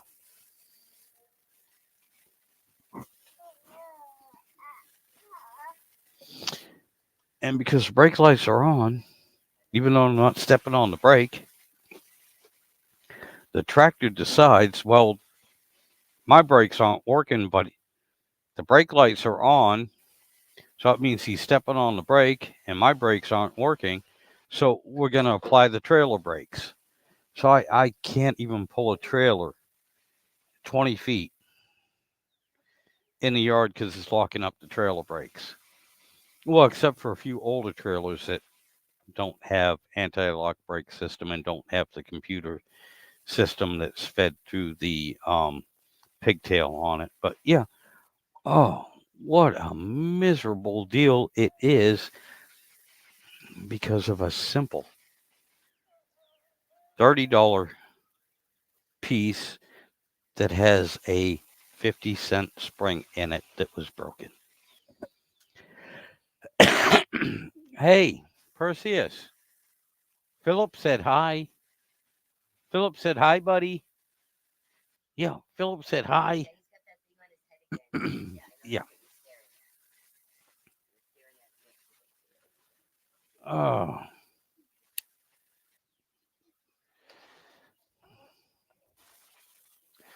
All right, I got three people watching me. That would be Philip, Dr. Remy, and who's number three? Do you want to pop in and say hi? Put something on the comment section, pop in and say hi. Or if anyone wants to, here, for some reason, it moved. So I'm going to put this back up. If anyone wants to hop back in, all you have to do is look in the comment section. And right here where it says Sidewinder Shed, click right on this. And you can join in. All right, Philip, you gonna take off and eat, buddy? It was great talking to you. I really enjoyed myself. You have yourself a good evening. I'm probably gonna finish this beer, and since my wife, my daughter, and my grandson is here, that's probably all they're gonna let me do is finish the beer, and then they're gonna put me to bed. But we'll see how long I can stay up and babble. Take care, Philip. I really enjoyed talking to you, sir. All righty. Okay, he has a second tooth coming in. Okay. Now, that was my daughter telling me about my grandson. She wasn't talking about Philip. She's never met Philip, so she doesn't know how many teeth are coming in for Philip. And considering he's older than me, it would have been the other way around. How many teeth are coming out? Not to pick on you, Philip, but I got to. You take care, buddy. I. There we go. There's Darius. Perseus. Say hi. All right. You're Amber, right? You're not Heather. I want to make sure I don't screw that up. Yeah. It's my daughter, Amber. And the dog, Oreo. Okay. And over here's my wife, Chris. Can you see yourself? Oh, how's that? Is that better? Say hi. There's one person watching us. I think that's actually my stalker. Yeah. Oh, shit. No, I'm wrong. There's three people watching this. But, yeah. Hi. Hi, little kiddo. All right. Now, there was a couple times I was trying to tell a story. What story would you guys like to hear? Yes, I know. So pick one. Which one was that? The alien story. There's a couple. Yeah, I've been abducted a few times. I've met a few. I fought a few off. Which one?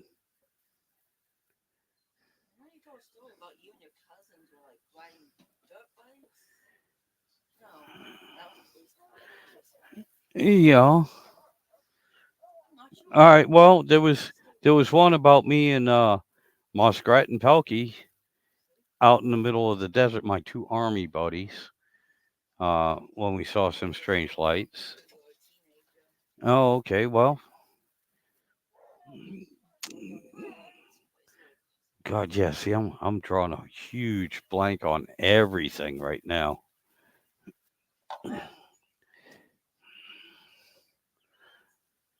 All right, Doctor Remy. I'm sorry, I cannot decipher that. Didn't 3 a.m.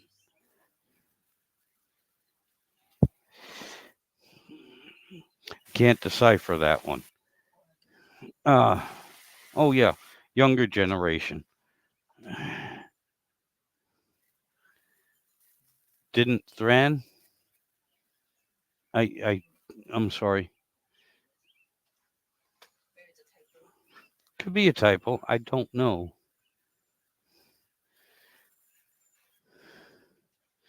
And I'm kind of pretty sure Doctor Remy might be a relative's alter ego.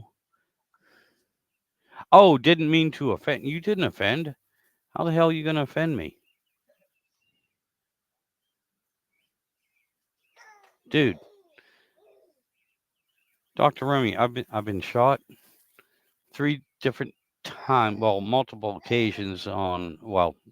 times on three different occasions. Blown up once. Spoken harshly to by my wife and children, and beat with a wooden spoon from my sister. Uh, I really don't think there's anything you could do to offend me. Eh, Do don't take it as a challenge. Please don't take it as a challenge. But yeah, yeah, it, hell, I didn't see anywhere in here where you offended me. No, I was just trying to figure out what the hell you were trying to say. That's all.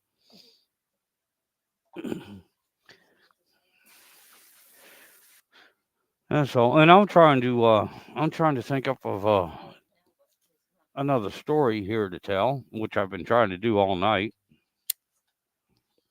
Well, for the last hour and a half, anyway. And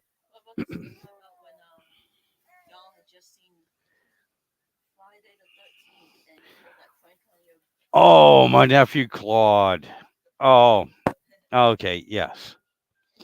Now, years ago, have you ever heard of this little movie called Friday the 13th?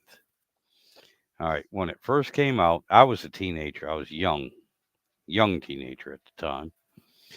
And my nephew Claude is 3 years younger than me. And it it had been right when cable and HBO first come out. So this was, I think it was after the movie had already come out, and HBO was showing it. And my nephew Claude was staying at my house. Yeah, it was because it was around 1980. Um, and in my bedroom, I had a very high. My mother was a nurse, and she'd gotten me a bed from the nursing home when they had revamped everything. Yes, new mattress, so nobody died in it. Claude is my nephew, Dr. Remy. He who is 3 years younger than me. He's my sister Carol's oldest son, and a gentleman that I grew up with. We had great times together growing up together, and I miss him dearly. I really do. But anyway, we had watched Friday the 13th, and if was it Friday the 13th or what? No, it was the Jason movie. It was the Jason movies. It was one of the first Jason movie. Um, yeah, Jason was Friday the 13th. Yes, I was right. Yeah, yep. And it was the very first one. And they were at the camp. And if you remember, one of the girls had laid down in the bed, and this hand came over and cut her throat and everything. Well, anyway, we'd watched that. That scared my nephew Claude a little bit. And the way we had it set up was I had a single bed. It wasn't even double, it just single bed, but it was tall. And my nephew Claude set him up a place where he was sleeping beside the bed, but on the floor. Well, he went upstairs to the bedroom and he got in the bed before I did. And I was like, "Okay, you want to sleep in my bed? No problem. I'll get you. I'll get you." And no, he's not gone. He lives in Massachusetts. I live in Virginia, so we don't get to see each other much. But anyway,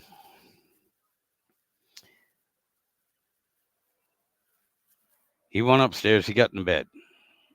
It was like, okay, no problem. But then he had to go to the bathroom. He went to the bathroom, and I snuck back upstairs, and I got under the bed. He thought I was still downstairs, and he gets in the bed, and he's laying there, and everything, gets himself comfortable, and he has the blankets all wrapped around him and everything. Pardon me. And just to be a smartass, I reached up from under the bed and I put my hand right across his forehead and pulled it back. And oh my God, the holy horror screams that come out of that boy. And he I'll give him credit. I couldn't hold his head back. He jumped up out of that bed. He went tearing out of that bedroom. My folks come in wondering what the hell was going on. One of those deals where you really had to be there to enjoy the whole thing. Um, but we have a history of scaring each other like that years before that. My God, it must have been about 10 years before that. The house we were living in at the time, scary, spooky place. I'd love to live there still, but it was at the bottom of this big hill. Okay, and so the house, hill comes down like this, and the house is built like this. So you have this big area where you can't even see the first floor of the house and two-story house. But on the backside, there's only about that much room between the bottom of the house and a window that looked right in the dining room.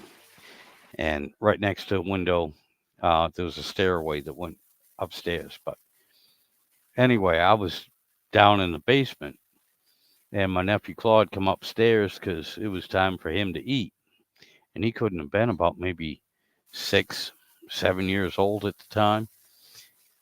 And it was in the fall, and I'd just gotten this new mask, Halloween mask, and it was one of the rubber ones, covers your whole head, and it's floppy and everything. Had this huge nose on it, kind of like a gargoyle mask, and had black stringy hair on it.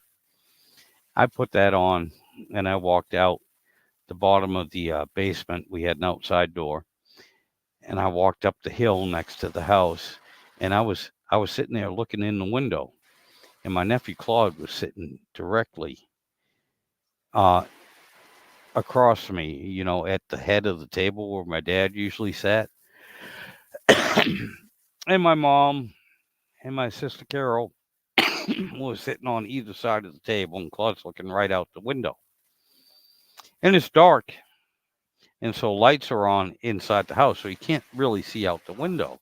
And I'm sitting there, and I'm looking at Claude, and I'm watching him, and I got this mask on.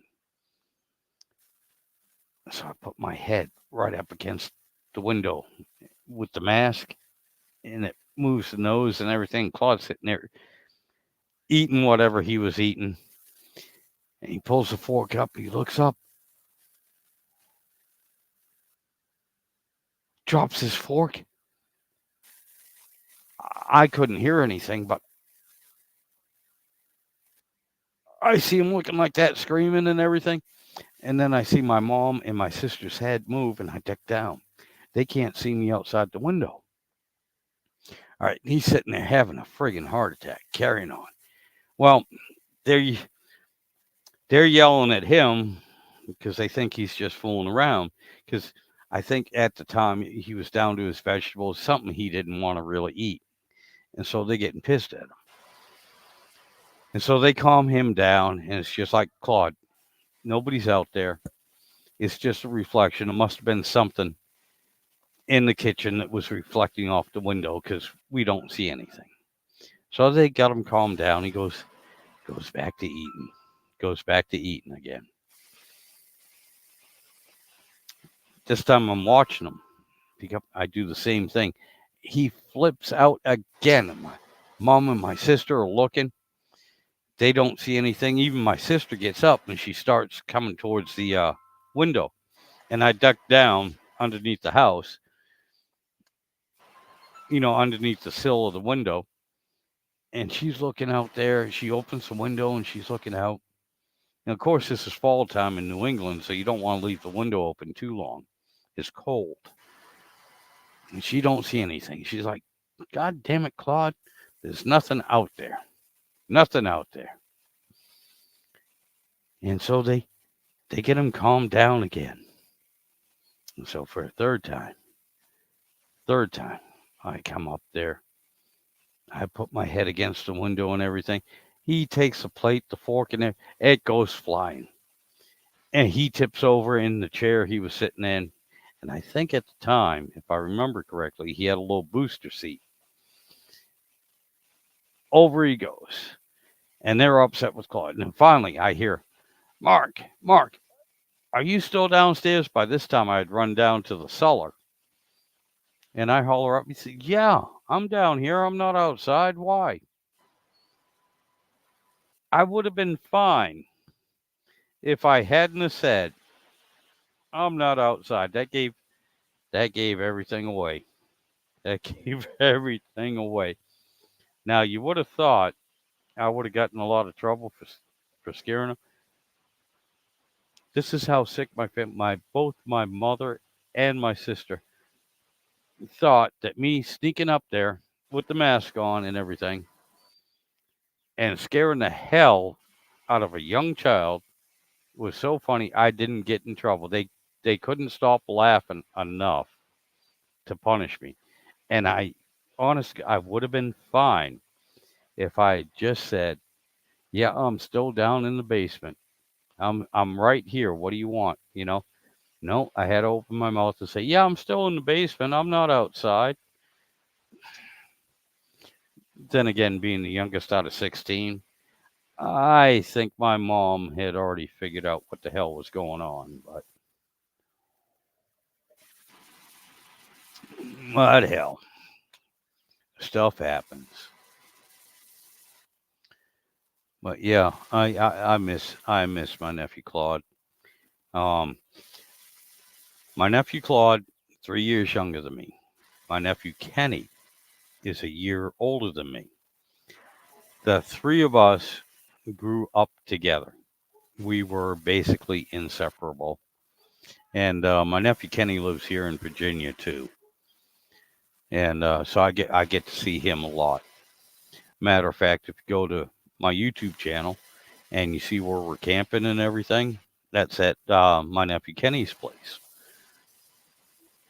And yeah, it just I wish Claude was here. I really do. I think he would enjoy being down here. And yeah, just like brothers would piss each other off, but that's a given when you grow up so close to somebody, you know. Uh, Another time, me and Claude, I had an old 1969 Ford F-250 4x4, and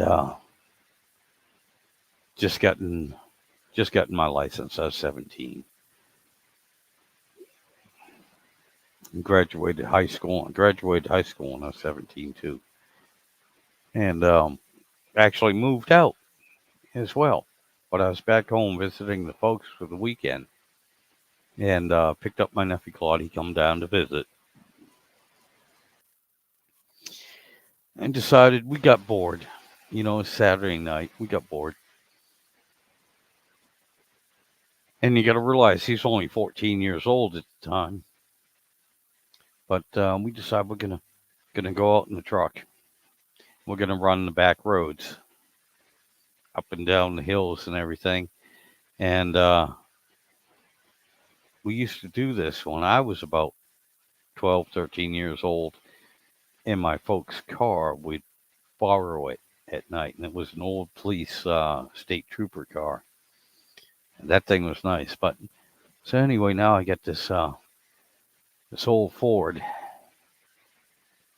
4x4, a lot more ground clearance than the old cop car had, so we could jump the hills and everything a little bit better without bottoming it out and taking off the exhaust system. But anyway, we're gonna do that. We're just out. We're talking about old times. We're telling each other stories and everything, and being out in the backwoods. There's no lights around, nothing, and it's dark, and it's kind of like sitting around a campfire telling a scary story. And we're telling each other stories, and we're talking. This is where my daughter got confused. We're talking about alien abductions and everything like that. We're telling each other stories about this. And we're going down this back road, and all of a sudden, out of nowhere, friggin' high beams light up the truck. And it's like, holy shit. We're in the backwoods on a back road. There shouldn't be anyone here. And it's not like they came up on us. It was just like, boom. All of a sudden, they're right there. And we're like, holy shit. This is not good. This is not good at all. Claude's freaking out. And I'm starting to get a little bit nervous myself. And I'm like, all right, well, I know these roads. I grew up on them.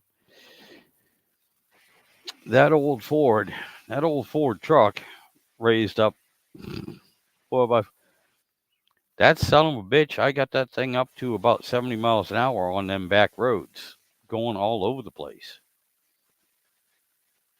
Lights disappeared. And I'm like, yeah. And finally, Claude and I realized they're not aliens. They're not anything extraterrestrial. It's some asshole that came up behind us. So I get back out onto what we call the main road, which was just a fairly level 2 lane road, 1 lane each way. And it's just like, all right, man, we lost them. They're gone. We're going to turn left. They're not going to, they have a 50-50 chance on figuring out which way we turned, and we're just going to head home. Well, we're about 20 minutes from the house. Yeah, about 7 minutes later, and I can see it in the headlight, in the mirror. Here come the lights. I'm like, oh, all right. The way the lights are set up, that looks like a cop. All right, well, we're not doing anything wrong. We're following the speed limit now. We're doing good. And we come to a stop sign intersection where I have to turn left. Cop comes right up behind us, throws his headlights on high beam, and then turns the popcorn machine on, turns on the big lights. And I'm like, all right, well, fuck it. I don't know why he's pulling us over, but okay. He gets out the car. He comes up to us and he goes, hey, you're going awful fast on them back roads. I'm like, what are you talking about? You weren't around. He goes, yeah. He said, I followed you. That was you with the high beams? He goes, yeah. Why were you speeding? I said, look, when we were on the back roads before you came up behind us with the high beams out of nowhere, we were doing the speed limit, which we were. I said, but you came up out of nowhere. He said, well, it's 1:30 in the morning. What are you guys doing out? We're driving around. That's it. I mean, what trouble are we going to get into? What kind of trouble are we going to cause in the middle of fucking nowhere? I think what the problem was, we might have woke him up or something. I don't know. But he's sitting there giving me the riot act. And I'm like, dude, we're out in the middle of nowhere. You came up behind us without any lights on, then you turned your high beams on. I said, what the hell would you do? You know, in my mind, I'm thinking, you are so lucky we're in the communistic state of Massachusetts where I'm not allowed to have frigging guns. Because I would have shot your ass right then and there before you ever had a chance to pull me. As soon as you pulled up behind me on my ass with your high beams on out of nowhere, you know, we were just talking about the zombie apocalypse, Dawn of the Dead,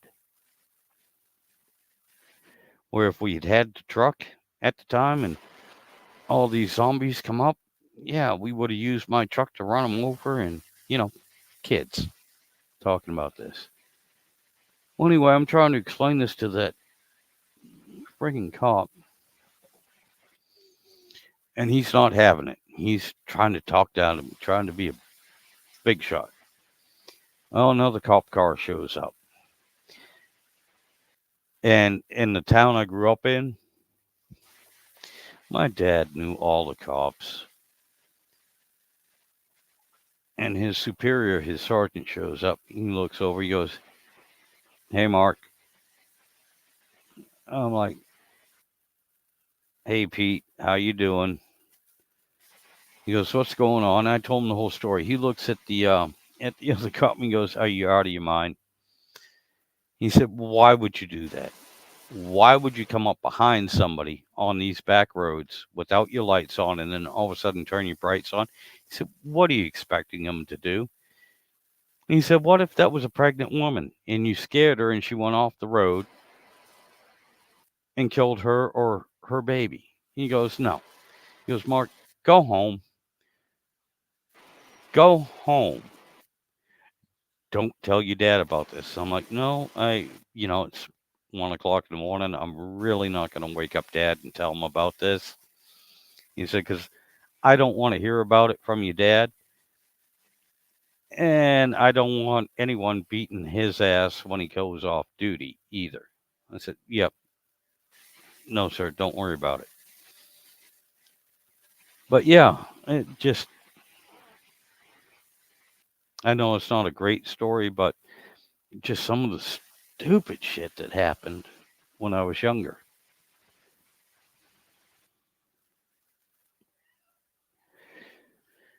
And again, it was one of those things where if you'd been there at the time, you would have enjoyed it. You would have appreciated it a little bit more. Uh, Sweetheart, could I ask you a big favor? Could I have another beer, please?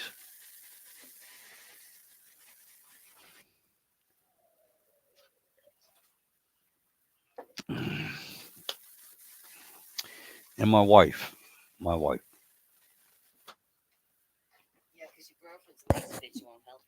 Well, oh, that reminds me. When I first met my wife, one, I was in bad shape. I was actually going through chemotherapy. My house had just burnt down. Um, I'd had a break in. Both me and my dog had been shot. It was a really, really bad friggin' year. But the following year, I think it might have been a couple years later. Technically, I'm still married to my first wife. So, my wife now, Chris, she was my girlfriend. Oh, by the way, hon, in case you're wondering, this computer, the way the camera is getting an awesome shot of your ass. It doesn't help. Those are windows. We can see through them.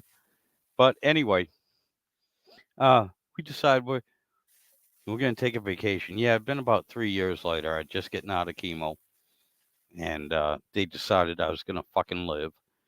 And we decided we're gonna go on vacation. We're gonna go to a resort. And I'm sitting there and I'm making the reservations, booking the reservations, and the girl behind on the other side of the phone goes, "Oh, I'm assuming this is for you and your wife, right?" I was like, "Hell no, I ain't bringing that bitch with me. I'm bringing my girlfriend. Her name is Chris." You remember that, honey? When we booked the reservation to Caesar's Palace. The first one we went on. Was it, or was it? You remember I was on the phone. They asked if I was booking the reservation for me and the wife. And I said, "Hell no. I'm not bringing that bitch. I'm bringing my girlfriend." Yeah, I don't remember where it was, but yeah. Sorry. Thank you for being so excited about that funny story. Yeah, you lived through it, but I'm trying to tell it here. I just wanted a little bit of backup. That's all. Mm, no. Oh my God.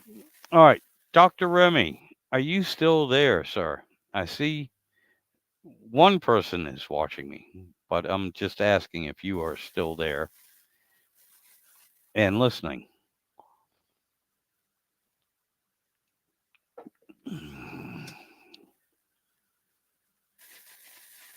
Not only that, did you like the shot of my wife's ass? I think she has a cute ass.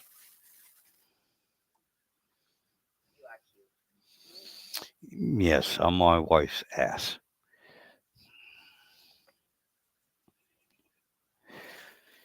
But okay. 7:20. I have 7 minutes before it's my bedtime. Dog. That was the dog. She did look at her. Yeah. And the sad thing is, I think this microphone's actually. Yeah. Yeah. That Dr. Remy, that was the dog that farted. That wasn't me. That was my little beagle dog that I'm petting right here. Here. Beagle beagle. Beagle. That's my literal brain damaged beagle dog. She does have brain damage, but she is such a sweetheart, and it's about what 40 pounds of pure love. She is a sweetheart. She's a good dog. But yeah, she had a head injury when she was just a little tiny puppy, and the knot on her head was bigger than her head and her body. And unfortunately, it did leave her with some neurological damage, which is a damn shame because she is such a smart and good dog right now with that brain damage. I can only imagine what a really good dog she would be without that. Uh, Same with me, I got my ass blown up and I had massive head injuries. When that happened, I probably could have been a lot more than what I am right now. Probably had a whole lot more potential, but you do what you do with what you got. And, that's why my wife, she is way out of my league.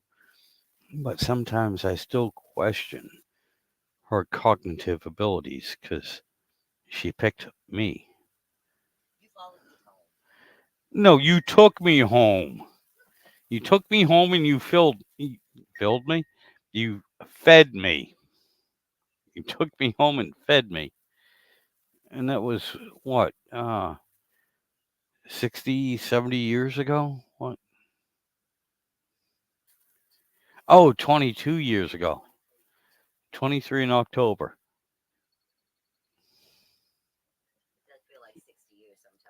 Yeah, sometimes it does. Other times it's kind of like I've only been here for 3 weeks.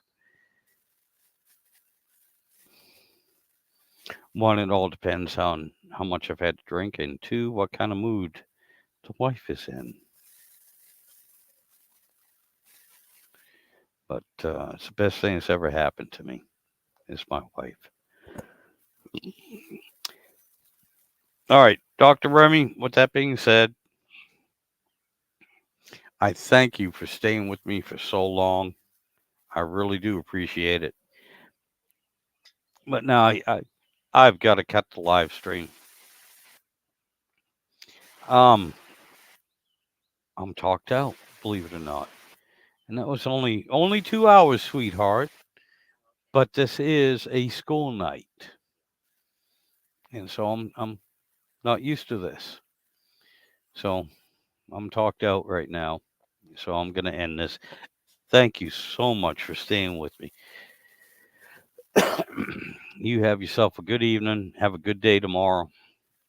And I'll tell you what, although I had a bad day today, between you sticking around, Dr. Remy, and Phil being on here, really, you guys help. This is what I consider therapy. You guys are awesome, and thank you so much. Y'all have a good night, and I'm out of here.